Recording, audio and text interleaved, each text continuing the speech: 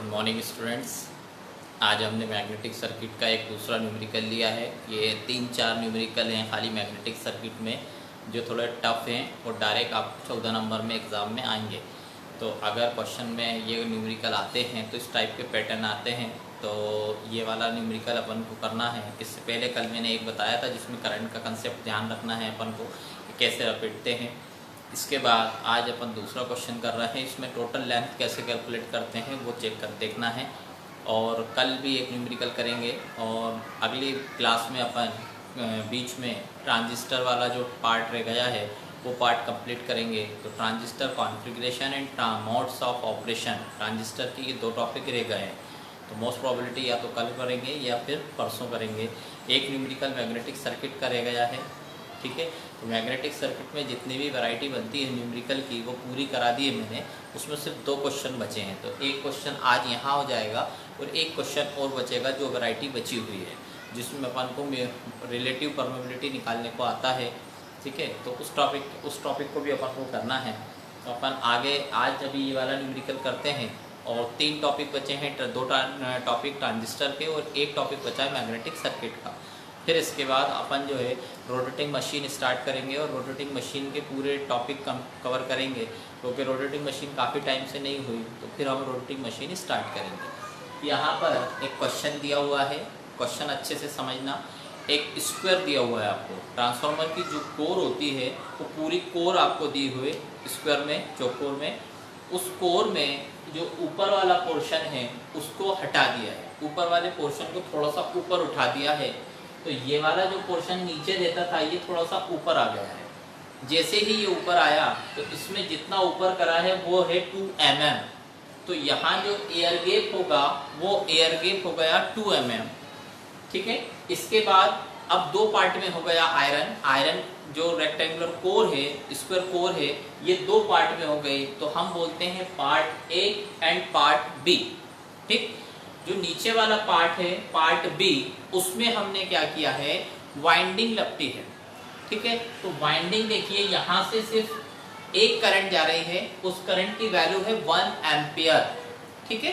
और इसमें हमने नंबर ऑफ टर्न्स लपटे और एक साइड जो हमने नंबर ऑफ टर्न्स लपटे हैं वो है 1000। वही वायर जो यहाँ लपटा था वही वायर इस कोर में आया है, तोड़ा नहीं है, बीच में से वायर टूटा नहीं है, यहाँ लाए और इसको हमने लपटा और यहाँ पर ये पूरा एक वायर कंप्लीट हुआ। मतलब एक टर्न में पूरा वायर कनेक्टिविटी है।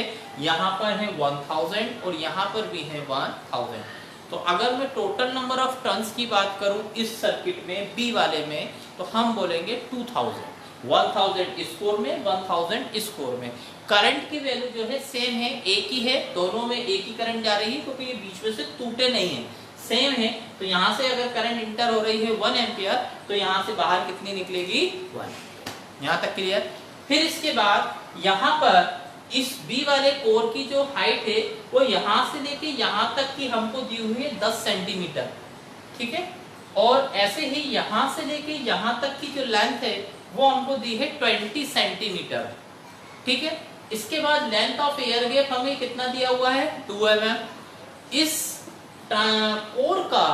कोर का जो क्रॉस सेक्शन एरिया है वो एरिया हमको दिया है 3 सेंटीमीटर साइड, 3 सेंटीमीटर साइड। अब ये 3 सेंटीमीटर साइड का क्या मतलब है, देखिए ये कहलाता है 3 सेंटीमीटर, ये कहलाएगा 3 सेंटीमीटर, ये कहलाएगा 3 सेंटीमीटर, ये कहलाएगा 3 सेंटीमीटर, ये कहलाएगा 3 सेंटीमीटर। मतलब सभी साइड की कितनी वैल्यूज हैं, 3 सेंटीमीटर।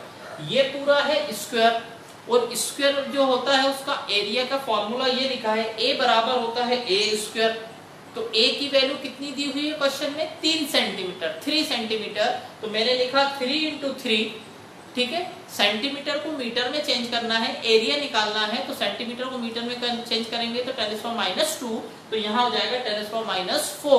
3 का 3 में मल्टीप्लाई करेंगे तो 9 हो गया, तो यहाँ आ जाएगा 9 × 10⁴, ठीक है। क्वेश्चन समझ आया। एक ट्रांसफार्मर की कोर है, उसको ऊपर वाला जो पोर्शन है उसको योक कहते हैं, वो योक को ऊपर उठा दिया। तो जो एयर गैप है उसकी लेंथ कितनी है, 2 mm। तो एक एयर गैप यहाँ दिख रहा है, दूसरा एयर गैप यहाँ दिख रहा है। यहाँ से लेके यहाँ तक की हाइट 10 सेंटीमीटर, इधर से इधर 20 सेंटीमीटर। और ये जो फ्लक्स दिख रहा है यहाँ पर, यहाँ से लेके यहाँ तक की फ्लक्स की लेंथ कितनी है 17 सेंटीमीटर, 17, ये 17 सेंटीमीटर है।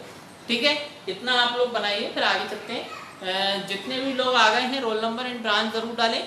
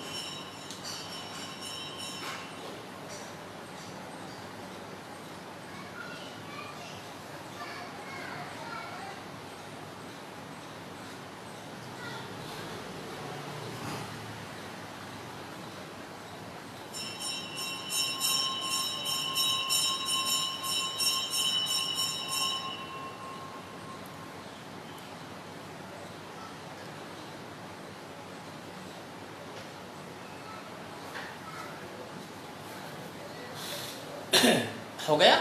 अब देखिए, ये जो part B and part A है, ये दोनों मटेरियल के रिलेटिव परमेबिलिटी हमको दी हुई है। म्यू आर कहलाता है रिलेटिव परमेबिलिटी, वो ए की वैल्यू हमें दी हुई है, कितनी दी हुई है 1000, एंड म्यू आर की वैल्यू दी है बी जो पोर्शन है उसकी रिलेटिव परमेबिलिटी 1200। ठीक है, ये हमको दिया हुआ है। अब हमें करना क्या है,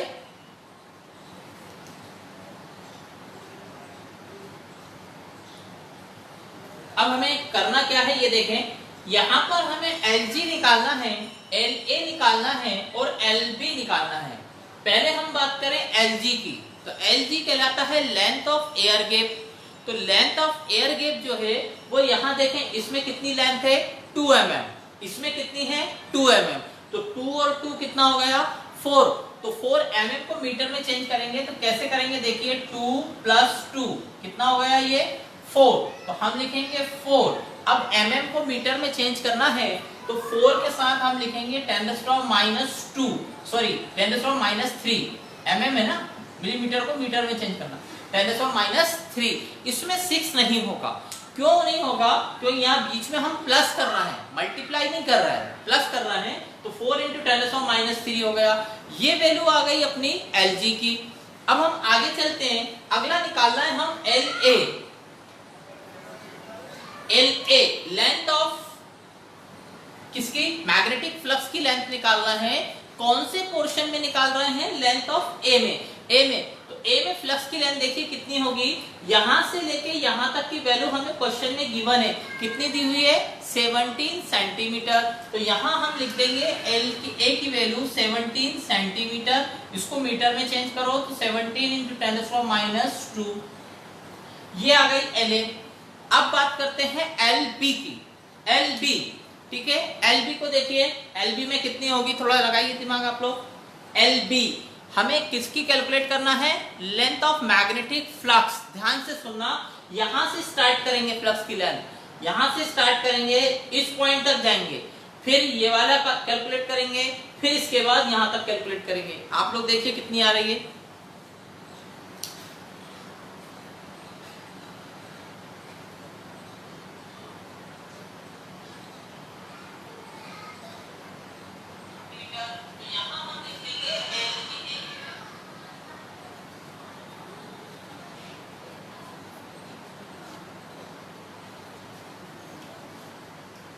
LB। LA क्लियर है सबको, LA कहलाता है लेंथ ऑफ पार्ट A का मैग्नेटिक फ्लक्स की length, length of magnetic flux in part A। Part A की जो फ्लक्स की लेंथ है वो हमें निकालना है। यहां दी है 17 सेंटीमीटर, 17 मैंने लिख दिया सेंटीमीटर, इसको मीटर में चेंज करेंगे तो 17 × 10⁻² यूनिट इज मीटर, यहाँ पर लेंथ क्या हो जाएगी मीटर। अब LB की बात करते हैं, LB बहुत इंपॉर्टेंट है, LB ध्यान से देखना, यहां से स्टार्ट किया पूरा नीचे तक अगर हम गए, पूरा आयरन के पीस को अगर देखें तो लेंथ है 10 सेंटीमीटर। यहां पर भी यहां से लेके यहां तक टोटल लेंथ है हमारे पास 10 सेंटीमीटर। इतना पोर्शन जो ये दिख रहा है ये पोर्शन है 3 सेंटीमीटर। तो मुझे फ्लक्स की लेंथ चाहिए, तो मैं यहां से स्टार्ट करूंगा, ध्यान से देखना, और इस पॉइंट तक जाऊंगा। तो ये पूरा है 3, यहां तक आ गया। अगर मैं 10 में से 3 माइनस करूं तो कितना हो जाएगा 7। 7 में 1.5 प्लस कर दूं तो कितना हो जाएगा 8.5। तो यहां से लेके यहां तक की लेंथ हो गई 8.5, इधर हो गई 8.5। तो 8.5 कितना हो गया 17। फिर यहां से लेके यहां तक की लेंथ कितनी है, फ्लक्स की लेंथ की बात कर रहा हूं, टोटल है 20। 1.5 इधर माइनस कर दो, 1.5 उधर माइनस कर दो, 1.5 उधर गया, 1.5 इधर गया, मतलब टोटल हो गया 3। 20 में से 3 गए तो कितना बचा 17।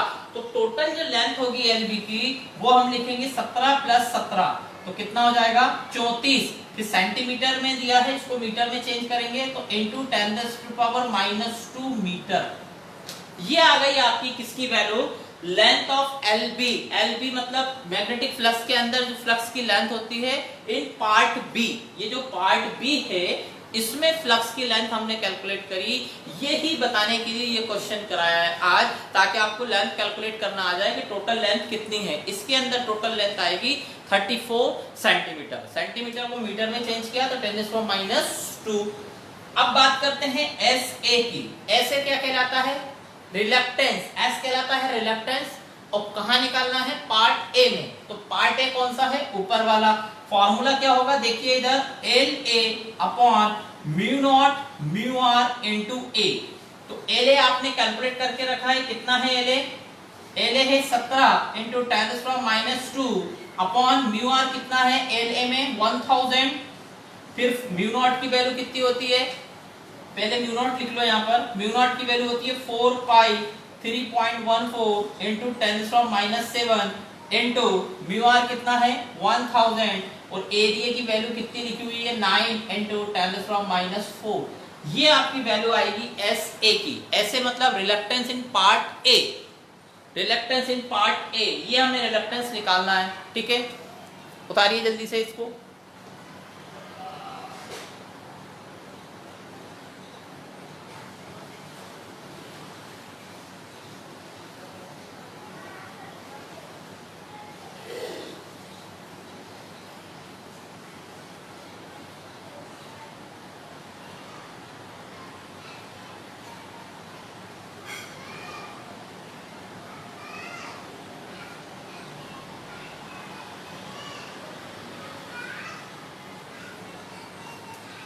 पहले हमने LG कैलकुलेट किया, फिर हमने LA कैलकुलेट किया, फिर हमने LB कैलकुलेट किया। LA, LB और LG क्या है, लेंथ ऑफ मैग्नेटिक फ्लक्स।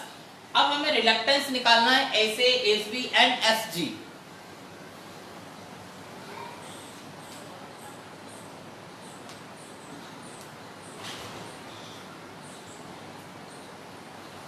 अभी डायग्राम बिठा रहा हूं।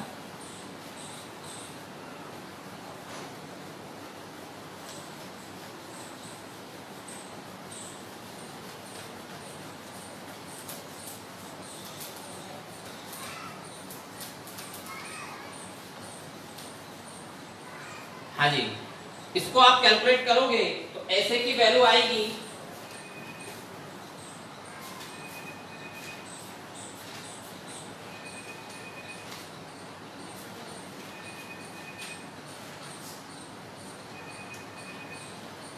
ऐसे की वैल्यू आएगी 15.03 इंटू 10⁻⁴।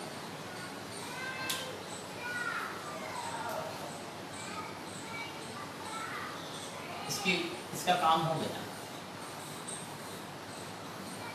एलए का काम भी हो गया। ये आया एस ए। अब हम निकालते हैं एस बी। एस बी निकालना है। एस बी क्या कहलाता है, रिलक्टेंस ऑफ पार्ट बी। तो उसके लिए फॉर्मूला हम क्या लिखेंगे, L B upon mu not mu R into A. L B आपने अभी कैलकुलेट करी थी, वो आई थी 34 इंटू 10⁻⁻2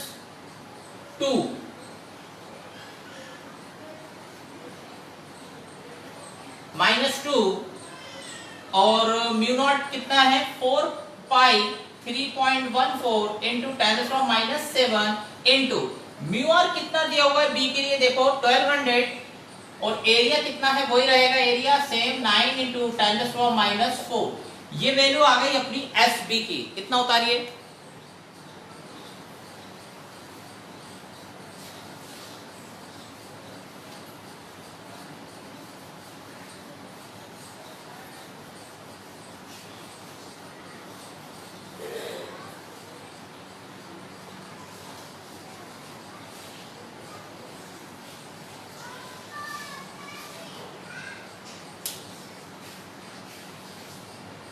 एस बी। पहला हमने एस ए निकाला, दूसरा एस बी निकाला एंड थर्ड जो इंपॉर्टेंट है ध्यान से सुनना वो है एस जी। एस जी क्या है? एस कहलाता है रिलक्टेंस, जी कहलाता है एयर गैप। तो रिलक्टेंस इन एयर गैप हमें निकालना है, इसका फॉर्मूला होगा L G upon mu not into A. ध्यान से सुनिए, ये वाला जो निकालते हैं एस जी, यहां देखो म्यू आर है, यहां म्यू आर नहीं आता क्योंकि एयर गैप के अंदर रिलेटिव परमेबिलिटी की वैल्यू 1 होती है। अब एल जी आपने निकाला था, एल जी कितना था? इधर भी 2 था, इधर भी 2 था, तो 2 और 2 4। एमएम को मीटर में चेंज किया तो 10⁻³ अपॉन म्यू नॉट की वैल्यू 4 पाई 3.14 इंटू 10⁻⁻7 ये म्यू नॉट की वैल्यू हो गई। और एरिया आपको कितना दिया हुआ है 9 इंटू 10⁻⁻4 ये वैल्यू आ गई आपकी एस जी की।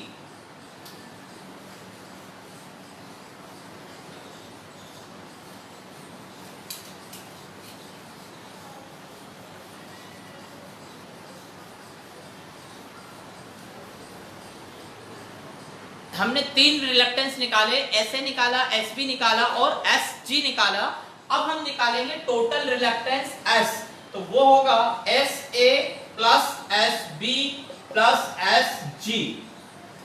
तो जब आप इसको कैलकुलेट करोगे एस बी को, तो एस बी का जो आंसर आएगा वो आएगा 25.04 इंटू 10⁻⁴।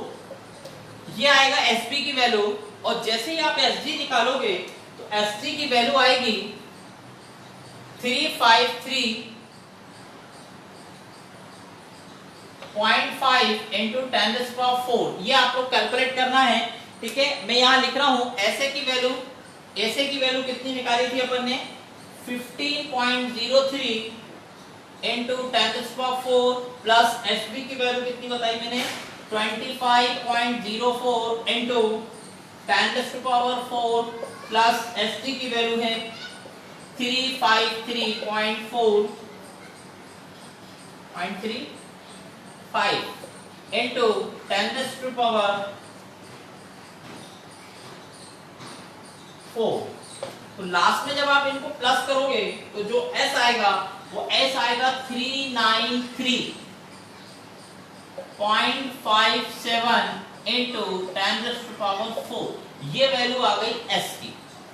हमको ये कैलकुलेट करना था टोटल एस, इसलिए हमने सब तीनों वैल्यूज कैलकुलेट करी, S A, S B and S G. और अब जब आप S A, S B, S G निकालोगे तो उसमें एल की वैल्यू पता चल हमें मालूम होनी चाहिए, तो वो कहलाती है L A, L B and L G. तो हमने पहले तीनों लेंथ कैलकुलेट करी, फिर उसके बाद तीनों रिलक्टेंस कैलकुलेट करे, फिर तीनों रिलक्टेंस को हमने प्लस किया। प्लस करने पर जो आंसर आया वो ये आएगा 393.57 इंटू 10⁻⁴। यहाँ तक उतारिए।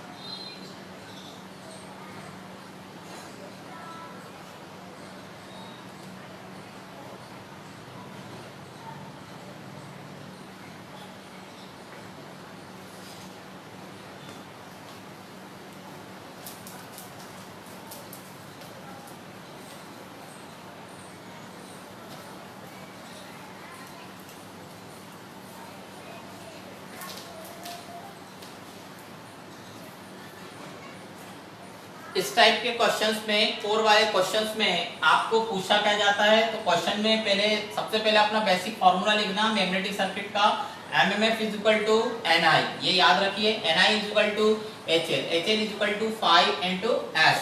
तो क्वेश्चन में आपसे पूछा है मैग्नेटिक फ्लक्स डेंसिटी, ठीक है, मैग्नेटिक फ्लक्स डेंसिटी, दूसरा फार्मूला लिख रहा हूं मैं, देखिए क्या पूछा है, क्वेश्चन में पूछा है B बराबर phi अपॉन A, आपको ये पूछ रहा है, B पूछ रहा है, B का मतलब मैग्नेटिक फ्लक्स डेंसिटी, तो B निकालने के लिए हमको phi मालूम होना चाहिए, ये रहेगा phi, तो ये phi निकालना है तो क्या मालूम होना चाहिए S, ये S आपने निकाला, कितना निकाला है देखिए 393.57, तो हमें NI तो दिया हुआ है, NI क्वेश्चन में गिवन है, तो हम स्टार्ट करते हैं, ठीक है। तो सबसे पहले हमने S निकाल लिया, अब हम NI की बात करेंगे, और NI बराबर किसके लिखोगे, phi इनटू S के, चलिए देखते हैं।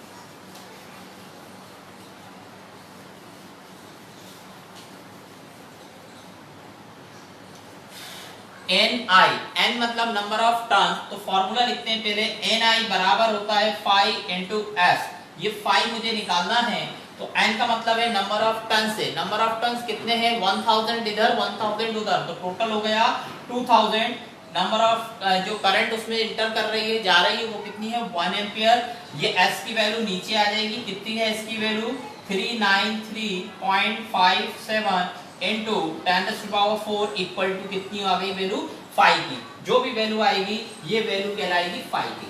phi मतलब क्या कहलाता है, फ्लक्स, यूनिट क्या होगी वेबर, ये वैल्यू हमने S की वैल्यू निकाली, यहां रखी, NI हमें क्वेश्चन में गिवन था, NI मतलब number of turns and current, तो हमने वो दोनों को मल्टीप्लाई किया, तो phi की वैल्यू निकाल ली। क्वेश्चन में आपसे ये पूछ रहा है, ये क्या है मैग्नेटिक फ्लक्स डेंसिटी, उसका फॉर्मूला होता है phi अपॉन A, तो पहले यहाँ phi बराबर देखिए कितना आ रहा है, phi बराबर यहाँ पर आएगा 5.08 इंटू 10⁻⁻⁴, 5.08 इंटू 10⁻⁻⁴, ये वैल्यू आई आपकी phi की, लेकिन ये नहीं पूछ रहा क्वेश्चन में, क्वेश्चन में आपसे पूछ रहा है B, तो B बराबर कैसे लिखेंगे, देखिए B बराबर, ये phi की वैल्यू निकाली आपने 5.08 इंटू 10⁻⁻⁴ अपॉन ये एरिया दिया हुआ है, कितना था एरिया किसी को याद, 9 इंटू 10⁻⁻⁴, जब आप इसको सॉल्व करोगे तो यहां आपको आंसर मिलेगा,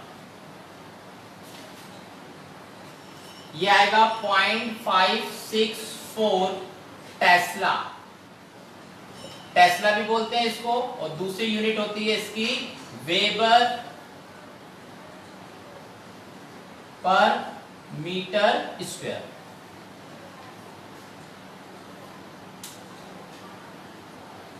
ठीक है, तो ये जो क्वेश्चंस हैं, ये क्वेश्चंस कभी कभार एग्जाम में पूछे जाते हैं, एक बार आरजीपीवी में ये वाला न्यूमेरिकल आ चुका है, इस टाइप का कोर वाला, इसमें आपको ये एग्जाम में डायग्राम बना हुआ मिलेगा, पूरा हमें कैलकुलेशंस करना है। आपसे पूछा जाएगा कि मैग्नेटिक फ्लक्स डेंसिटी निकालो, तो मैग्नेटिक फ्लक्स डेंसिटी निकालने के लिए फाई चाहिए, फाई निकालने के लिए हमें एस चाहिए, एस का मतलब रिलक्टेंस, और रिलक्टेंस अगर हमें निकालना है तो 3 पार्ट में अलग निकालना पड़ेगा, उसके लिए हमें अलग अलग लेंथ कैलकुलेट करनी पड़ेंगी, और लेंथ हमें कैलकुलेट करना आनी चाहिए। और आपको जो स्क्वायर क्रॉस सेक्शन है जो 3 सेंटीमीटर है वो आपको दिया जाएगा, उससे आपको वहां से एरिया निकालना है। ठीक है, कल अपन ट्रांजिस्टर की कॉन्फ़िगरेशन पढ़ेंगे, common ammeter, common base and common collector, कल अपन उसको टॉपिक को लेंगे।